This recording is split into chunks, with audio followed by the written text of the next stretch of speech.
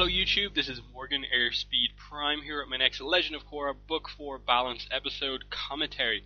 This one's going to be for K412 Day of the Colossus, the second last episode of Book 4 Balance.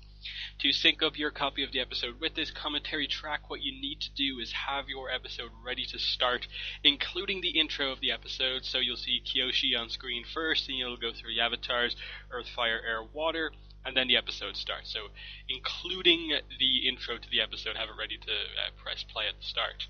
I'm going to stop speaking now in a moment, and then when I come back after a pause, you hit play, I'll hit play, and we'll be synced up for the commentary track.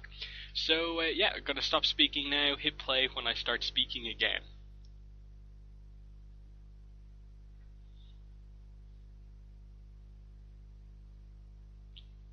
Okay, here we are with Day of the Colossus, the first part of the finale for Legend of Korra overall, but specifically at Book 4 Balance. This is a really cool episode in terms of just being super action-packed, really cool fight between basically all of our hero characters and the Colossus itself.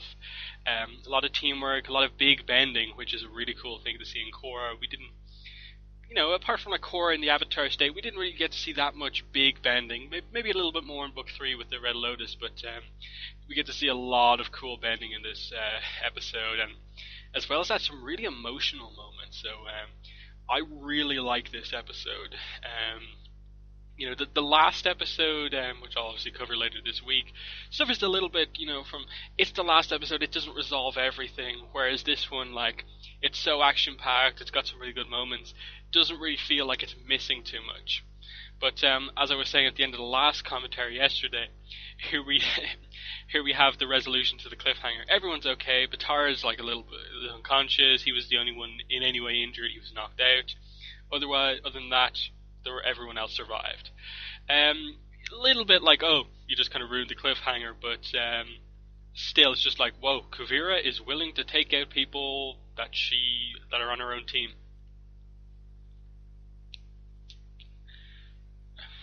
And yeah, Bolin coming up with a clever tactic, but no, Mako, they all realize that they have to take out the Colossus. They can't just escape.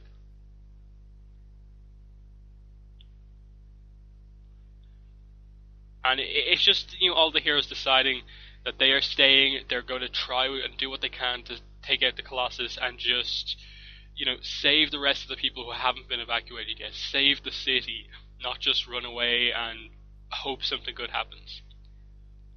And yeah, they even though all of the Hunger suits were destroyed, they still have some of the prototypes left.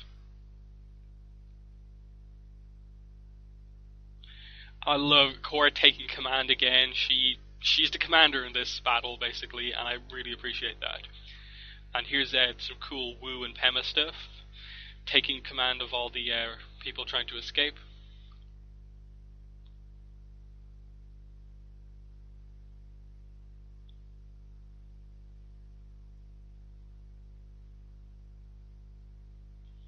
And yeah, they're in a bad way. The train tracks are gone. How are they going to escape?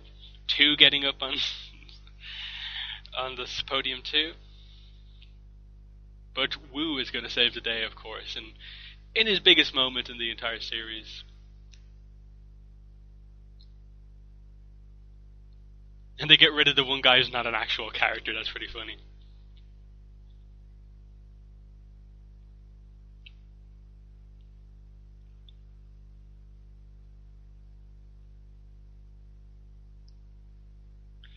And I love that line too, just if I raised Milo for this many years, I think I can handle a group of other people. And speaking of Milo, he gets a great idea when he sees this paint store, and he's going to use that with an idea. Milo gets a moment in the finale. Who would have thought it? But obviously Wu's gone off to get some help, which is obviously the Badger Moles. Just a lot of stuff being set up here in the early part, just these various plans for escape or just taking out the Colossus. We don't even wait to see what the plan is, we just immediately start, this is the plan, we're in progress already. Everyone agrees with Milo. And just this is the agility of the airbenders against the power of the Colossus. Obviously agility wins. And it's just this really cool battle of just scale. This is like the biggest enemy we've ever seen in the Avatar universe. And all of the humans, benders, look tiny compared to that. And yeah, like some of them nearly get blown out of the sky. Building gets chopped in half.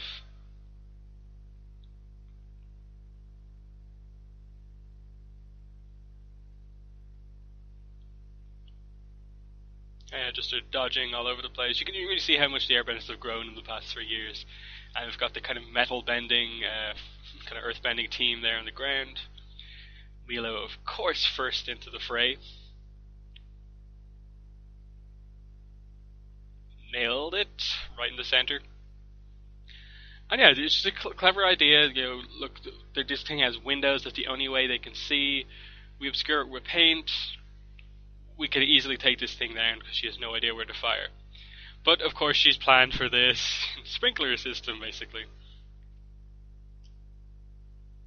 And here we go. Metal cable into play, but it's made out of platinum. So they're going to try and knock it down. After, Bolin with his lava bending move, which is the only thing to really in any way like hinder its movement like properly until Korra comes into play later on. Just like melts the ground underneath it, and I suppose the idea is that it's so hot it's almost like melting the metal a little bit, attaching it to the ground.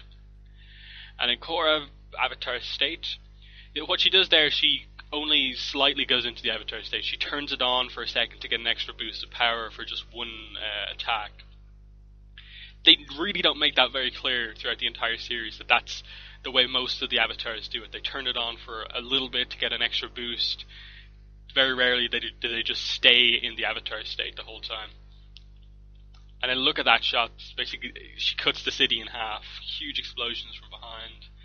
Airbenders, all of them trying to push it over, including Korra. But it's so heavy, it's so big. Even all of these airbenders together are struggling.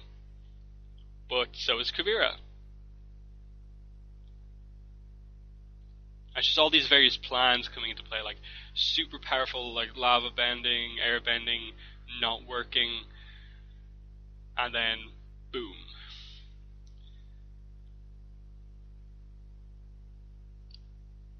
Like that's how powerful this thing is. They can just barely dodge out of the way. And it just shows how kind of powerful Korra is here. Just like she basically like slows down her fall by just tearing a building apart, like earthbending it on the way down. As everyone's kind of been like knocked to the ground, slightly injured.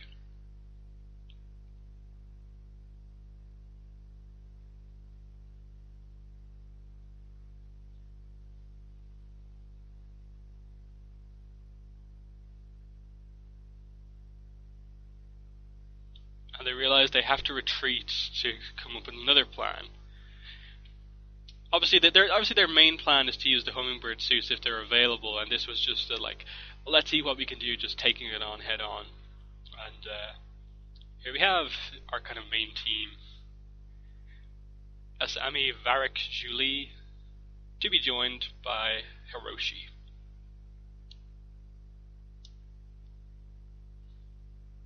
Of course, we've got some big moments coming up between these two groups. Just setting up, that these prototypes aren't perfect. They need to stabilize them, and then they need to install the cutters on them to actually get through the platinum. There's Dahl.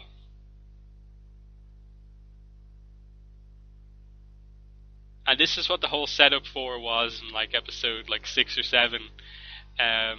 That Varric's going EMP times 100. Well, we get this little scene here.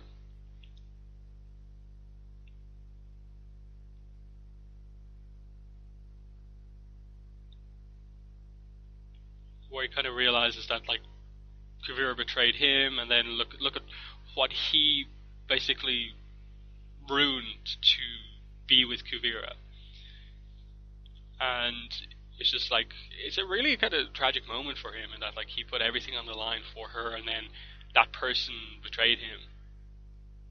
And It's a bit of an odd one that like he's just as kind of guilty of all the stuff that Kuvira does, and she's kind of like, okay, we'll get through this. But I suppose the idea is that she knows he's going to have to pay for his crimes, and it's going to be tough. But they're going to try and do something.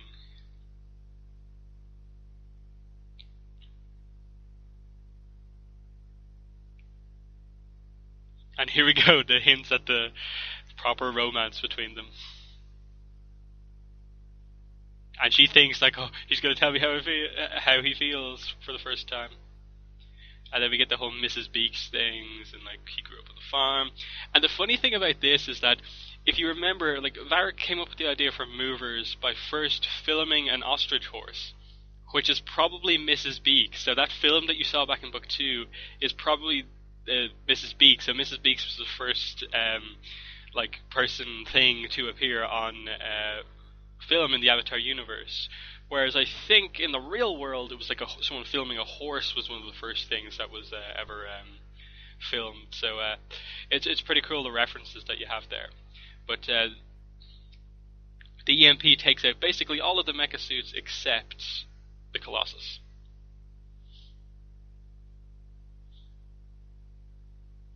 But because they're completely spirit vine powered, they don't have a problem.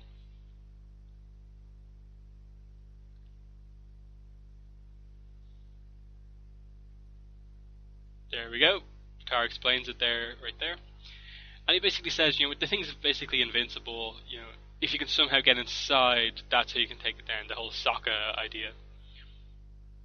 And here's where Hiroshi comes into play.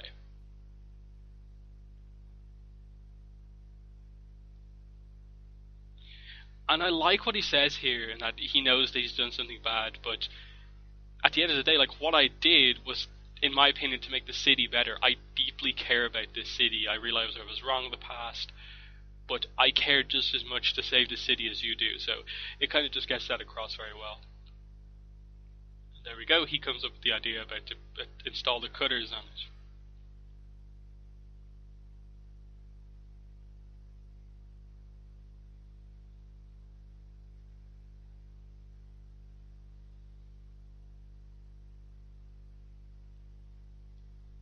And there's the plan.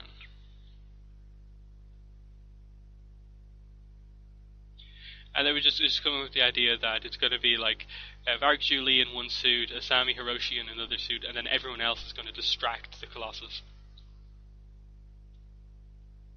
Pema singing to help them. They're not kids, Pema.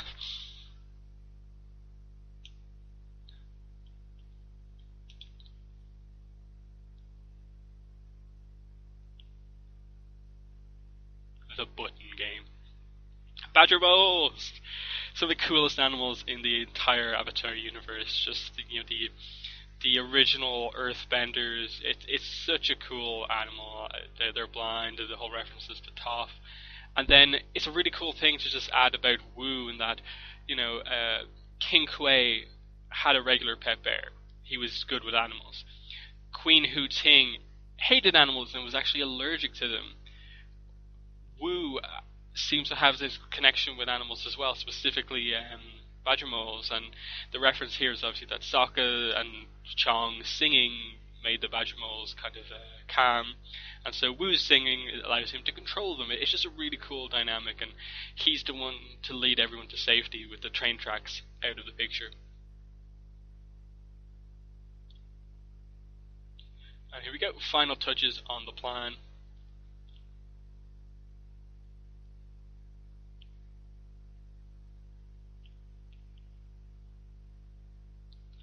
And here's the plan.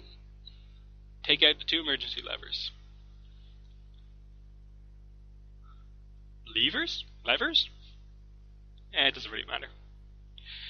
But yeah, just a really cool action episode. Like, it's been non-stop action since the start of the episode. Very few moments of just like very calm, nothing much going on. It's just been all planning, all attack, and it's definitely one of the most action-packed episodes, and you understand that this one took a long time to animate with so many complex situations. And they realize that this is basically their final final chance. Like if the hummingbird suits don't work, it's over for them. So Korra goes full on Avatar state here to distract it, but it's still, running. But yeah, just really cool stuff here. Fire flying, giant chunks of rock. Not really doing much, but it's at the very least distracting it. Then the airbenders come in. Some really nice choreography overall.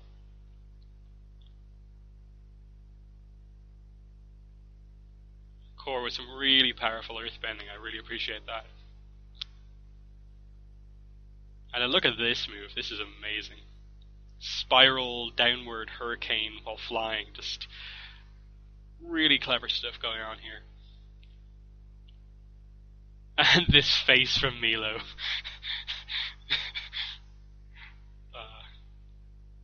Nope, not today. But of course, this nearly gets him killed. I don't like that moment. They've done very little this book with Jinora in terms of getting her across as being powerful and a master airbender. So why have Tenzin save her in the middle of the fight to make it look like, oh, she's not paying attention? I like the idea of the kids saving Tenzin, but like having him have to save Jinora, I really don't like that. They just needed more to get across how powerful Jinora is, because she doesn't really do anything in this fight. But really, really powerful earthbending move from Lin, Sue, and Bolin. They knock an entire building down on the Colossus to try and take it out. That is insane. And it knocks it down, which is like really cool. It's like crushed beneath this whole building. And you think, oh, have they got it now? Where are the hummingbird suits?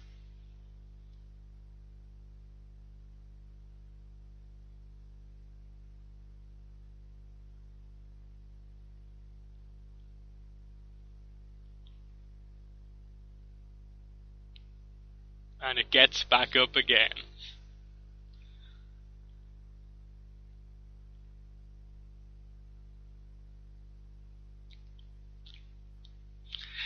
Wu is singing, and Grandma Yin loves it, but everyone else is like, stop singing. And we get some Earthbender guards, who I assume somehow avoided the EMP. And Wu stands up for them. This is his big moment. Standing up for the people.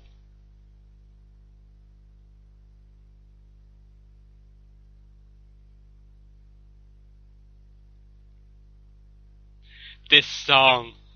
It's just... You don't respect me.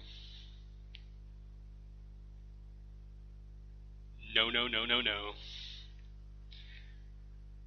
And then the Badgermals are like, oh, that's what you want us to do. Let's just run away.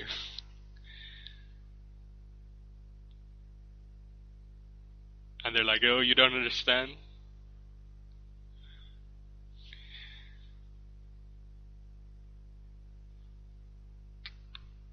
This is a wonderful moment, just like crushed by Badgermals. I assume they're not dead, but just like their suits are gone. Wu has saved the day. There we go. Plasma Saw is working, and there's the team. And just a really nice moment before the final battle between Asami and Hiroshi. That they're working together here. They're on the same side for the same goal, and their bond is basically healed. That's one of the relationships going out, arguably with the most dangerous part of the mission. And then we get the other one kind of confirmed here. It's just like the proposal scene. So you go into this final section of the battle with like a recently healed bond between father and daughter, and then a couple that's about to get married, and they're both at risk. So there's a lot of stakes going into this kind of final section of the battle, and you sort of expect something to happen to one of them. And so you're just wondering, will they ruin the new marriage, or will they ruin the reunited scene? But yeah, just almost random, but it just works for these two characters that they're engaged. Julie Moon as well, we get the name.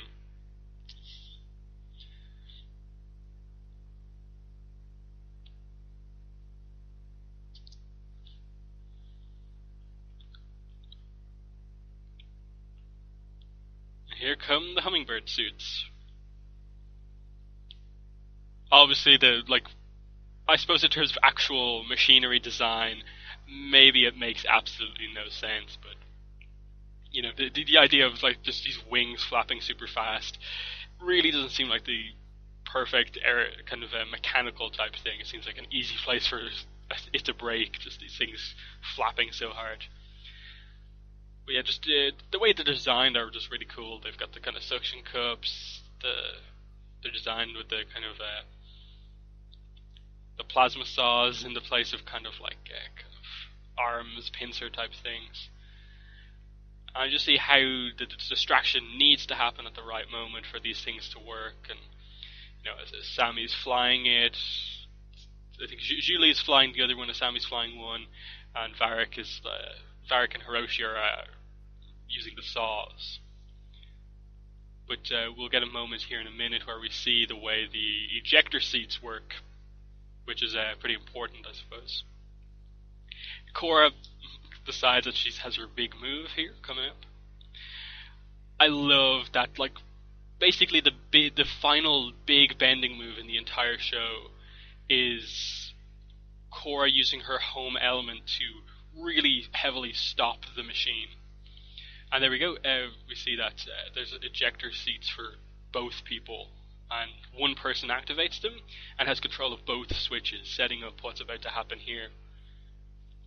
That Hiroshi is the one with the ejector seat controls here. He can control Asami's ejection. It's just really clever the way they set it up. And just it's really dangerous, the ice is about to crack, they nearly have it through, and it's just like, oh no, are they both going to get squished?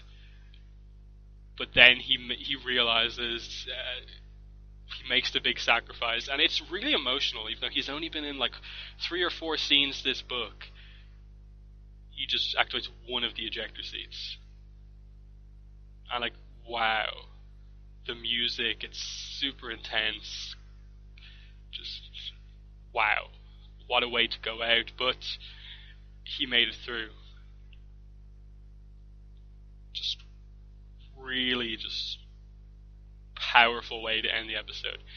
The heroes have hope, but they've lost kind of one of their own, and it's a really well done redemption arc for Hiroshi as well, but very tragic for Asami. Lost her last family member. And we just end this second last episode with our heroes are inside, but there's work still to be done. So yeah, that is Day of the Colossus. Super strong second last episode. Perfect place to end off the episode. Ton of action. Some really nice emotional moments with obviously the engagement of Varric and Julie, the reunion of I suppose the healed bond between Hiroshi and Asami, and then the death of Hiroshi at the end. It was just really, really good episode. No real problems at all with this episode, but yeah, only one more episode commentary to go for K413 The Last Stand. The aim is to record and release that one on Thursday, so definitely look out for that, the last Korra episode commentary. Other than that, thanks for watching this commentary, and bye.